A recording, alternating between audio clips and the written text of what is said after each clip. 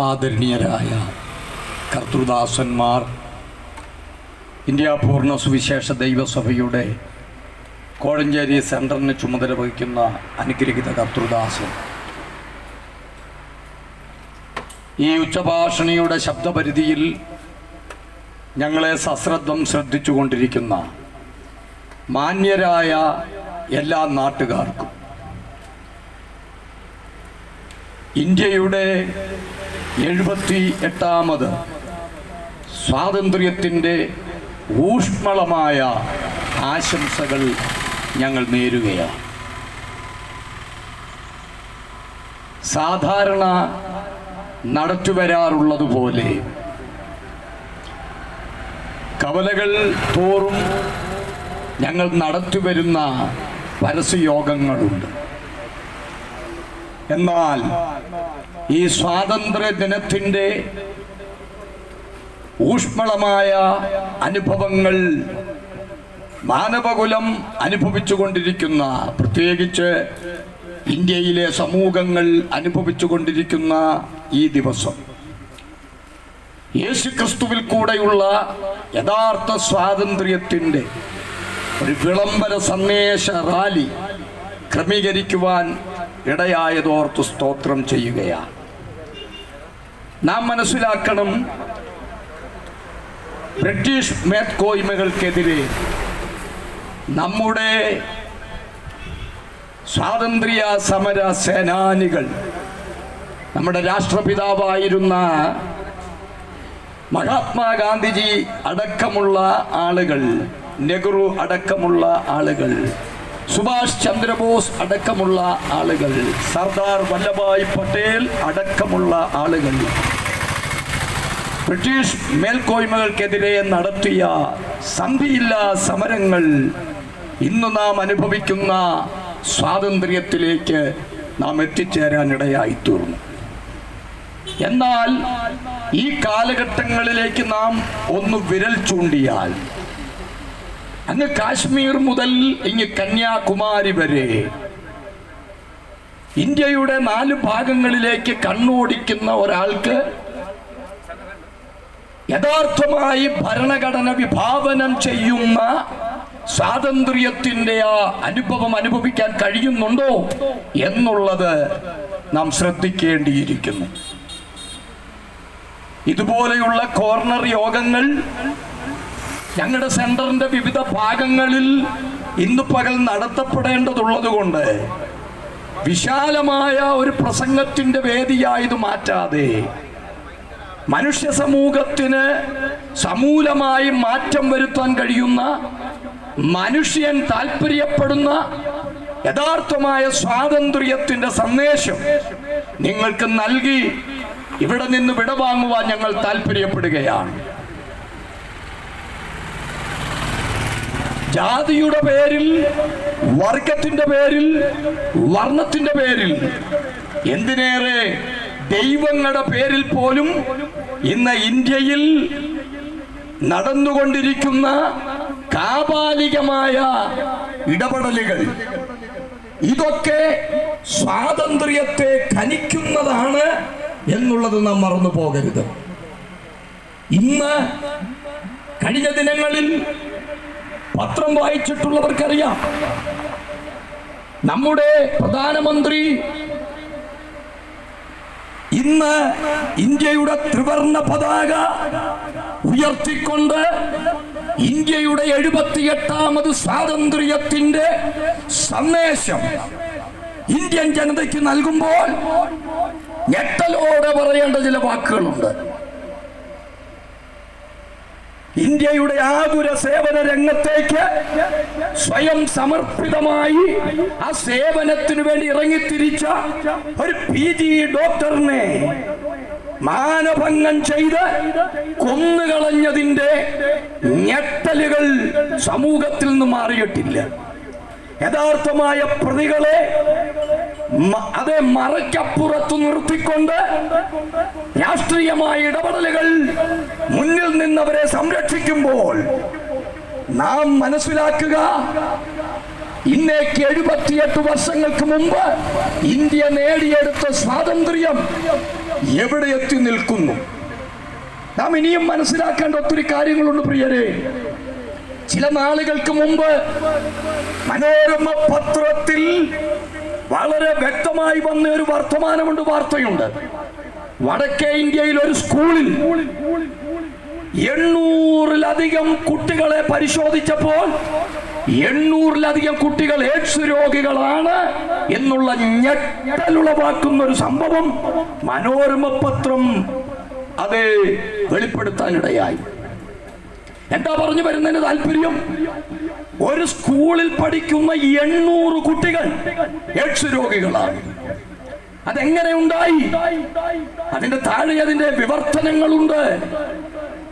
ലഹരി മാഫിയകൾ ലഹരി മരുന്നുകൾ കൊടുത്ത് ആ ലഹരി മരുന്നുകൾ ഇഞ്ചക്ട് ചെയ്യാൻ ഉപയോഗിച്ച ഒരു സിറിഞ്ച് 800 കുട്ടികൾ ഒരേ സിറിഞ്ചിനകത്തൂടെ ലഹരി മരുന്നുകൾ ഉപയോഗിച്ചപ്പോൾ ഭാവിയുടെ വരദാനങ്ങളായി ഇന്ത്യയുടെ ശക്തിയുടെ യശസ്സുകളായി മാറേണ്ട ഇന്ത്യയിലെ 800 കുട്ടികൾ എയ്ഡ്സ് രോഗികളായി മാറി. നാം മനസ്സിലാക്കണം, ഇന്ത്യയുടെ സ്വാതന്ത്ര്യം എവിടെ എത്തി നിൽക്കുന്നു. നമ്മുടെ ഈ കൊച്ചു കേരളത്തിലേക്ക് നിങ്ങളൊന്ന് വന്നു നോക്കിക്കേ. അങ്ങ് പാറശാല മുതൽ അങ്ങ് കാസർഗോഡ് വരെ, മഞ്ചേശ്വരം വരെ, ഇടനാടും മലനാടും തീരപ്രദേശവുമുള്ള സഖിയന്റെ സംരക്ഷണമുള്ള പച്ചപ്പ് പുതച്ചു കിടക്കുന്ന നമ്മുടെ കേരളത്തിന്റെ ഇന്നത്തെ അവസ്ഥകൾ എന്ത്? പ്രിയരെ, നാം മനസ്സിലാക്കണം, ചില നാളുകൾക്ക് മുമ്പ് കേരളത്തിലെ സാമാജികനായ മാത്യു കുഴൽനാടൻ എന്ന് പറയുന്ന നമ്മുടെ MLA കേരളത്തിന്റെ നിയമസഭയിൽ പ്രസ്താവിച്ച ഒരു പ്രസ്താവനയുണ്ട്. എന്ത്? കേരളത്തിലെ മിക്ക കലാലയങ്ങളും ലഹരിയുടെ പിടിയിലേക്ക് കൂപ്പുകുത്തിക്കൊണ്ടിരിക്കുന്നു. അഥവാ മിക്ക കലാലയങ്ങളിലെ കുട്ടികൾ ലഹരിയുടെ പിടിയിലേക്ക് കൂപ്പുകുത്തിക്കൊണ്ടിരിക്കുന്നു. അതിനോടനുബന്ധിച്ച് നമ്മുടെ കേരള സർക്കാർ ലഹരിയുടെ ഉപയോഗം കുറച്ചു കൊണ്ടുവരാൻ ഭഗീരഥ പ്രയത്നം പോലെ അക്ഷീണ പരിശ്രമങ്ങൾ നടത്തി. നമ്മുടെ എക്സൈസ് വകുപ്പുകൾ അടക്കമുള്ള ആളുകൾ രംഗത്തിറങ്ങി ലഹരിക്കെതിരെയൊക്കെയുള്ള ബോധവൽക്കരണ ക്യാമ്പയിനുകൾ നടത്തുന്നുണ്ടെങ്കിലും അതൊക്കെ പരാജയപ്പെട്ട് ഒരിടത്ത് ക്യാമ്പയിൻ നടത്തുമ്പോൾ മറുസൈഡിൽ ബാറുകൾ തുറന്നു കൊടുത്ത്, മറുസൈഡിൽ കള്ള് ഷാപ്പുകൾക്ക് ലൈസൻസ് കൊടുത്ത് നമ്മുടെ കേരളത്തിൽ ലഹരിയുടെ പിടിമുറുക്കങ്ങൾ വർദ്ധിപ്പിക്കുന്ന പ്രവണതകൾ വർദ്ധിച്ചു വന്നുകൊണ്ടിരിക്കുകയാണ്. വിസ്താര ഭയമുള്ളത് കൊണ്ട് ഞാൻ വാക്കുകൾ പരിമിതപ്പെടുത്താൻ ശ്രമിക്കുന്നു. പ്രിയരെ, ഇങ്ങനെ നമ്മുടെ നാടും നമ്മുടെ രാജ്യവും യഥാർത്ഥമായ സ്വാതന്ത്ര്യത്തിന്റെ ഊഷ്മളതകൾ അനുഭവിക്കാൻ കഴിയാതെ നമ്മുടെ അമ്മ പെങ്ങന്മാർക്ക്, നമ്മുടെ യുവാക്കന്മാർക്ക് തെരുവുകളിൽ യഥേഷ്ടം ഭയചകിതരായി സഞ്ചരിക്കാൻ കഴിയാത്ത നിലയിലേക്ക് ഇന്ത്യയിലെ ഇടപാടുകൾ മാറിക്കൊണ്ടിരിക്കുമ്പോൾ ഒരു കാര്യം ഞങ്ങൾ ഉറപ്പിച്ചു വ്യക്തമായും പറയട്ടെ. ഇന്നേക്ക് 2000 വർഷങ്ങൾക്ക് മുമ്പ് ഇരു കള്ളന്മാരുടെ നടുവിൽ മരക്കുരിശിൽ മരിച്ച് കല്ലറയിൽ അടക്കപ്പെട്ട് 3-ാം നാൾ ഉയർത്തെഴുന്നേറ്റ യേശു ക്രിസ്തുവിന്റെ തിരുവചനം പ്രഖ്യാപിക്കുന്നു. ക്രിസ്തു നിങ്ങൾക്ക് സ്വാതന്ത്ര്യം വരുത്തിയാൽ നിങ്ങൾ സാക്ഷാൽ സ്വതന്ത്രരായിരിക്കും. ഞങ്ങളുടെ പ്രഭാഷണങ്ങൾ മതപ്രഭാഷണങ്ങളല്ല, ഞങ്ങളുടെ പ്രഭാഷണങ്ങൾ രാഷ്ട്രീയ പ്രഭാഷണങ്ങളല്ല. ഞങ്ങൾ പെന്തക്കോസ്റ്റുകാർ മാനവിക മൂല്യങ്ങളെ, മാനവികതയെ ചുമലിലേറ്റിക്കൊണ്ട് പരമാവധി മാനവികതയ്ക്ക് മുൻതൂക്കം കൊടുത്തുകൊണ്ടാണ് ഞങ്ങൾ ഈ തെരുവുകളിൽ നിൽക്കുന്നത്. ചില ആളുകൾക്ക് ഇതൊക്കെ കാണുമ്പോൾ ഞരമ്പുകളിൽ ഇളക്കങ്ങൾ തട്ടാറുണ്ട്. ഞങ്ങൾ മതപരിവർത്തനങ്ങൾ നടത്തുന്നു എന്നൊക്കെ ആക്ഷേപങ്ങളുണ്ട്. പക്ഷേ പറയട്ടെ, ഇന്ത്യയിൽ, കേരളത്തിൽ ക്രിസ്തീയ സമൂഹം, പ്രത്യേകിച്ച് പെന്തക്കോസ്തു സമൂഹം വരുത്തിയിട്ടുള്ള മാറ്റങ്ങൾ ആർക്കും തമസ്കരിക്കാൻ കഴിയില്ല. നമ്മുടെ ഗോവയുടെ ഗവർണറായിരിക്കുന്ന മഹാനായ മനുഷ്യൻ ശ്രീധരൻ പിള്ള സാർ ഒരിക്കൽ പ്രഖ്യാപിച്ച ഒരു പ്രഖ്യാപനമുണ്ട്. മദ്യം ഉപയോഗിക്കാത്ത ഒരു യുവജനതയുണ്ടെങ്കിൽ, ഒരു ഗ്രൂപ്പ് ഉണ്ടെങ്കിൽ, അത് ക്രൈസ്തവരുടെ ഇടയിൽ പെന്തക്കോസ്തുകാർ മാത്രമാണ്. ഞാനത് ഒന്നുകൂടെ ആവർത്തിക്കപ്പെടാം. മദ്യം ഉപയോഗിക്കാത്ത, മദ്യപാനം പ്രോത്സാഹിപ്പിക്കാത്ത, മദ്യപിക്കുന്നവരെ അവൻ തർജനം ചെയ്യുന്ന ക്രൈസ്തവ സമൂഹത്തിലെ ഒരു ഗ്രൂപ്പ് ഉണ്ടെങ്കിൽ അത് പെന്തക്കോസ്ത് ഗ്രൂപ്പ് മാത്രമാണ്. അതുകൊണ്ട് ആർജവത്തോടെ ഈ പകലിൽ ഇവിടെ ഞങ്ങൾ ഉറക്കെ പ്രഖ്യാപിക്കട്ടെ, യേശു ക്രിസ്തുവിൽ കൂടെ അല്ലാതെ ആർക്കും സ്വാതന്ത്ര്യം അനുഭവിക്കാൻ കഴിയുകയില്ല. എന്റെ വാക്കുകൾ ഇവിടെ ഒന്ന് പരിമിതപ്പെടുത്തും. വിശാലമായ പ്രസംഗങ്ങളുടെ വേദികളല്ല ഇതെന്ന് ഞങ്ങൾക്കറിയാം. ഞാൻ മേലുദ്ധരിച്ച എല്ലാ പ്രശ്നങ്ങളിലേക്കും, പെൺവാണിഭം മുതൽ, നരഹത്യ മുതൽ, നരബലി മുതൽ, മനുഷ്യൻ നേരിടുന്ന എല്ലാ പ്രശ്നങ്ങളുടെയും കാതലായ വിഷയം മനുഷ്യനിൽ കുടികൊള്ളുന്ന പാപമാണ്. പാപോകം, പാപകർമ്മോകം, പാപാത്മ, പാപസംഭവ. ഇത് പറഞ്ഞത് ഇന്ത്യയിലെ പ്രധാന മതമായ ഹൈന്ദവ മതത്തിന്റെ ആചാര്യന്മാരാണ്. ഇവിടുത്തെ സകല മതങ്ങളും മനുഷ്യനെ നോക്കി ഒരുപോലെ പറയുന്നു, മനുഷ്യൻ പാപിയാണ്. ഇസ്ലാം മതം പറയുന്നു, ഇബ്ലീസിന്റെ കുത്തേക്കാത്ത ഒരുവനുമില്ല ഈ ഉലകത്തിൽ, മനുഷ്യൻ പാപിയാണ്.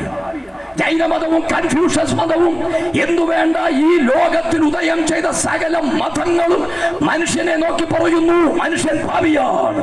വിശുദ്ധ ബൈബിൾ പറയുന്നു, ഒരു വ്യത്യാസവുമില്ല, എല്ലാവരും പാപം ചെയ്തു, ദൈവത്തിന്റെ തേജസ് ഇല്ലാത്തവരായി തീർന്നു.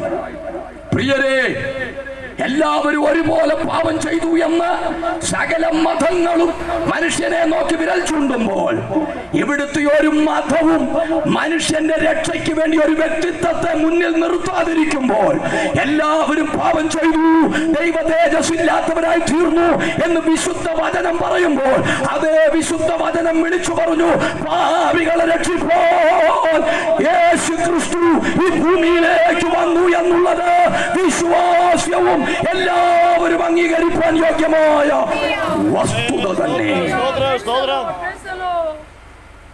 അതേ പ്രിയരെ, പാപികൾക്ക് രക്ഷകനുണ്ട്. സകല മതങ്ങളും പാപപരിഹാരത്തിന് മൗനം ദീക്ഷിക്കുമ്പോൾ, ഹല്ലേലൂയ, മാനവകുലത്തിന്റെ പാപത്തിന് പരിഹാരമുണ്ട്. ഞങ്ങൾ ആവർത്തിച്ച് പറയുന്നു, എന്നെ കേൾക്കുന്ന സഹോദര, നിങ്ങൾ ആരുമാകട്ടെ, നിങ്ങൾ മത്തായി ആകട്ടെ, നിങ്ങൾ അത് എബ്രാഹിം ആകട്ടെ, നിങ്ങൾ നാരായണനോ ശങ്കരനോ ആകട്ടെ, നിങ്ങൾ ആരുമാകട്ടെ, പാപികൾക്ക് രക്ഷകനുണ്ട്.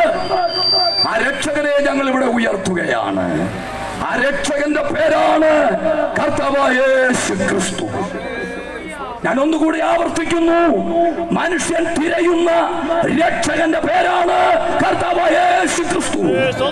പാപത്തിന്റെ പരിഹാരത്തിന് കർമ്മകാണ്ഡങ്ങൾ വേണ്ട, യോഗയാഗാദികൾ വേണ്ട, കുംഭസാര കുർബാനകൾ വേണ്ട, അർപ്പണ തർപ്പണങ്ങൾ വേണ്ട, ഉരുളണ്ട, കവിടി നിരത്തണ്ട.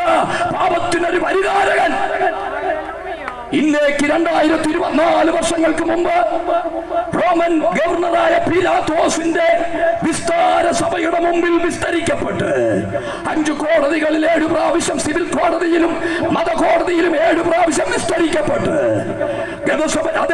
അതേ പീലാത്തോസിന്റെ ഗബദ എന്ന കൽത്തളത്തിൽ നിന്ന് കാൽവറിയുടെ കുലക്കളം വരെ വീടുമെഴുന്നേറ്റും മാനവജാതിയുടെ പാപത്തിന്റെ പരിഹാരത്തിനായി മരക്കുരിശും മുൾമുടിയും അണിഞ്ഞവനായി കാൽവറിയുടെ കുലക്കളത്തിൽ ഇരുകള്ളന്മാർ നടുവിൽ 3 ആണികളിൽ തൂക്കപ്പെട്ട്, ഇരുകള്ളന്മാർ നടുവിൽ മരക്കുരിശിൽ ഉയർത്തപ്പെട്ട്, തോളിൽ തലചായിച്ച് ഏലോഹി ഏലോഹി ലമ്മാ ശബക്താനി എന്നുറക്ക നിലവിളിച്ചു തോളിൽ തലചായിച്ച് പ്രാണനെ വിട്ട യേശുവിന്റെ മരണം പാപികളുടെ രക്ഷയ്ക്ക് വേണ്ടിയായിരുന്നു. ഞാൻ ഒന്നുകൂടി ആവർത്തിക്കാം, യേശു ക്രിസ്തുവിന്റെ ക്രൂശീകരണം ഒരു ട്രാജഡി ആയിരുന്നില്ല. എന്നെ കേൾക്കുന്ന ദേശമേ, യേശു ക്രിസ്തുവിന്റെ ക്രൂശീകരണം ഒരു ട്രാജഡി ആയിരുന്നില്ല. യേശു ക്രിസ്തുവിന്റെ ക്രൂശീകരണം മാനവരക്ഷയ്ക്ക് വേണ്ടിയുള്ള അത് പരിഹാരമായിരുന്നു. ആട്ടുകൊറ്റന്മാരുടെയും പശുക്കിടാക്കളുടെ രക്തത്തിന്, അതെ, മലിനപ്പെട്ടവരുടെ മേൽ തളിക്കുന്ന പശുഭസ്മത്തിനും ജഡീക ശുദ്ധി വരുത്തുവാൻ കഴിയുമെങ്കിൽ നിത്യാത്മാവിനാൽ തന്നെത്താൻ ദൈവത്തിന് അർപ്പിച്ച യേശുവിന്റെ രക്തം സകല പാപവും പോക്കി നമ്മെ ശുദ്ധീകരിക്കുന്നു. യേശുവിന്റെ രക്തം നമ്മുടെ സകല പാപവും പോക്കി നമ്മളെ ശുദ്ധീകരിക്കുന്നു. ആകയാൽ വാ യേശുവിങ്കൽ നിൻ ഹൃദയത്തിൽ അവൻ ഇടംത. ഈ സ്വാതന്ത്ര്യത്തിന്റെ ഊഷ്മളമായ അനുഭവത്തിൽ നിന്നുകൊണ്ട് യഥാർത്ഥമായി സ്വാതന്ത്ര്യം തരാൻ കരുത്തുള്ള കർത്താവിനെ ഞങ്ങൾ സമൂഹത്തിന് വീണ്ടും പരിചയപ്പെടുത്തുന്നു. എല്ലാവർക്കും, ഞങ്ങളെ സശ്രദ്ധം ശ്രദ്ധിച്ച മാന്യ നാട്ടുകാർക്ക് ക്രൈസ്തവ അഭിവാദനങ്ങൾ അറിയിച്ചുകൊണ്ട് വാക്കുകൾ ഇവിടെ നിർത്തുന്നു. ഒരു നിമിഷം നിങ്ങൾക്ക് വേണ്ടി ഞങ്ങൾ പ്രാർത്ഥിക്കുന്നു. പരിശുദ്ധ ദൈവമേ, സ്വർഗീയ പിതാവേ, ഇന്ത്യയുടെ 78ാമത് സ്വാതന്ത്ര്യത്തിന്റെ ഈ ഊഷ്മളമായ അനുഭവത്തിൽ നിൽക്കുന്ന ഈ ദേശത്തെ ജനതയോട് കാൽവറിയിൽ ക്രിസ്തു നിവർത്തിച്ച യഥാർത്ഥ സ്വാതന്ത്ര്യത്തെ പ്രഘോഷിപ്പാൻ അവിടുന്ന് ഞങ്ങൾക്ക് കൃപ നൽകിയതിനായി സ്തോത്രം. കർത്താവേ, പാപത്തിൽ നിന്നുള്ള സ്വാതന്ത്ര്യം, മരണത്തിൽ നിന്നുള്ള സ്വാതന്ത്ര്യം, ഓ ഹല്ലേലൂയ, അത് അധർമ്മങ്ങളിൽ നിന്നുള്ള സ്വാതന്ത്ര്യം, അശുദ്ധിയിൽ നിന്നുള്ള സ്വാതന്ത്ര്യം, അങ്ങനെ മനുഷ്യൻ പ്രതീക്ഷിക്കുന്ന സകല സ്വാതന്ത്ര്യവും ഈ ദേശത്തെ ജനത്തിന് നൽകി ഈ ദേശത്തെ ജനത്തെ ആശീർവദിക്കണമേ. തുടർന്നുള്ള ഞങ്ങളുടെ യാത്രകളിൽ കൃപ പകരും. ശുശ്രൂഷിപ്പാൻ ഞങ്ങളുടെ ദാസന്മാരെ വീണ്ടും ശക്തീകരിക്കും. മഹത്വം അങ്ങയ്ക്ക് യേശുവിൻ നാമത്തിൽ തന്നെ.